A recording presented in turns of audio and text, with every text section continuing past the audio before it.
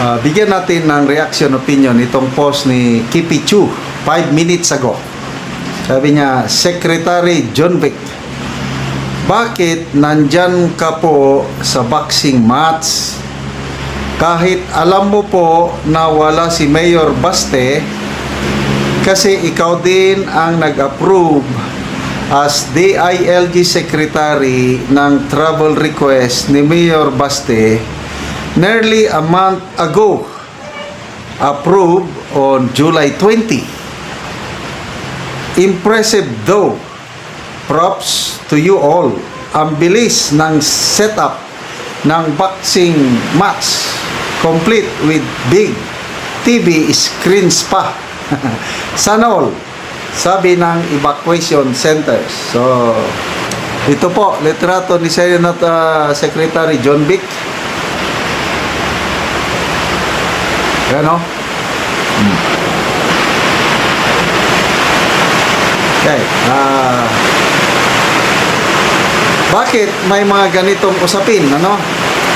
Yung nabasa kong article o post ni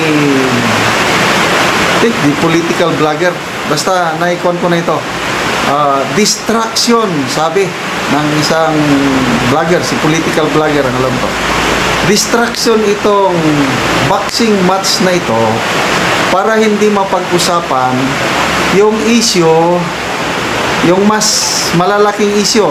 Unang issue yung Tantoko First Lady issue, yung nangyari sa Beverly Hills. Nasundan itong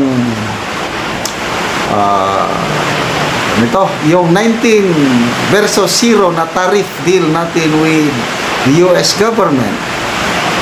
Nasundan na naman itong bagyo, na sabi ng bagyo baha pala, sabi ng Pangulo, ano na ito, new normal ito, wala nating magagawa, tanggapin na lang natin. So maraming issues na ayaw nilang mapag-usapan, kaya ito isinisingit nila itong boxing match. Torre versus Baste. Unang nagamon, Mayor Baste, tinanggap ni General Torre. Nag-respond si Mayor Baste. Sabi niya, may kondisyon ka pa na charity boxing match. Dapat labanan na lang diretso.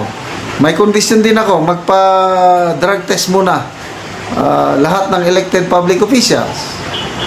Ayun, kondisyon. Tapos, hindi ako available on Sunday dahil approve yung travel request niya. May bakasyon natin with his friends, relatives, family, somewhere. Klaro na hindi makaka-attend si Mayor Baste. Bakit nag-set up pa sila? Anyway, magbasa tayo sa mga comments.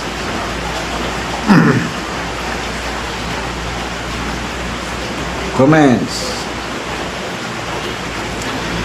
Lien Ikamo, sabi, galing talaga ng mga government assignee ni PBBM, out of this world. Tabilas Darwin, evacuation centers, X, boxing event, check. Lynette Larja, group effort yan. Sunzi, kanang busy kayo sila aning nonsense ng event, daghan kayo nabahan na mas dapat hatagan ng pagtagad. Diyos ko. Joseph Carino, nice, it's more funnier than North Korea, more fun in the Philippines. Fatsi Sabdani, wasting the resources. Yes, kasi mga kapulisan natin nandun, maaga pa lang. Anong mapapala nila na hindi man darating yung isa? Nakakapag Joy Marie, sayang lang ang pera. Sids Duero, can Manny Pacquiao substitute? Ito na, Nancy Nora, diversion tactics, 5,500 flood control program, asan ka na? Okay. May po si Dr. Tony Leachon. Ang ganda yung pagka-frame ni Dr. Tony Leachon. Sabi niya, well-funded flood control projects. But, sabi niya, the flood is out of control. Ano pa? And then, funding, nawawala. Ito na ngayon. Pinagmayabang nila last year na SONA, 5,500 control projects. Ngayon, binabalikan sila ng mga netizens na tuloy-tuloy pa rin ang yung bagyo normal talaga. Bata pa ako, ang dami ko ng bagyong naranasan. Kailang yung baha, nung una, paminsan-minsan lang ang baha. Bakit nagkakabaha tayo? Kasi nga mahina ang ating flood control management program. Sa example, Japan, parehas lang tayo, binabagyo.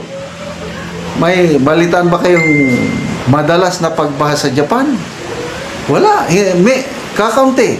Dahil maganda yung management nila ng flood. Sa atin kasi, ginagawang gatasan yung flood control projects na yan, na sabi nga ni Senator Lacson, grabing insertion sa budget, yung 2025 budget, billions of pesos ang in-insert flood control projects. Sino ba yung mga nagsabi? Senator Joel Villanueva. Halos more than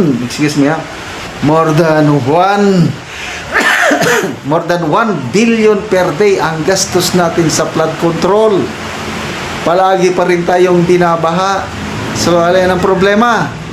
Hindi po itong klema, kasi nandyan na yung klema. Ang aksyon, ang programa ng gobyerno para i-control ang baha, halos wala. Napupunta sa wala yung billions of pesos na ginagastos. Kaya ito, nababaha na ang taong bayan, sabi, normal lang yan, tanggapin nyo na lang, wala na tayong magagawa. No. Anong ipagmamalaki sa SONA? Sigurado, baka iiwasan yung baha na yan. O kaya kung babagitin man, may palusot. Example, na-overwhelm dahil sa climate change, normal yan, tanggapin yan. I'm sorry, ako hindi ko matatanggap na wala akong magagawa sa pagbaha. Meron kong gusto, maraming paraan. Kung ayaw, maraming dahilan. Okay, salamat mga kaibigan sa inyong pagsubaybay sa ating channel.